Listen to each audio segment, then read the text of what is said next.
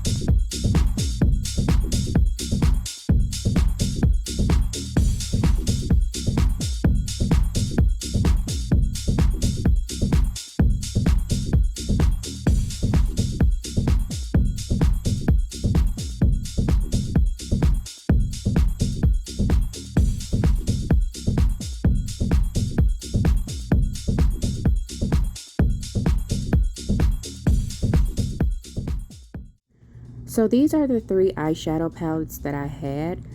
They're nothing fancy, just some little cheap eyeshadow palettes that I got a few years back. And I just chose colors that I thought would complement each other.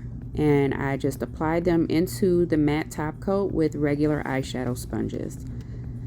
Once you get the colors down, you want to be sure to blend them where the colors meet.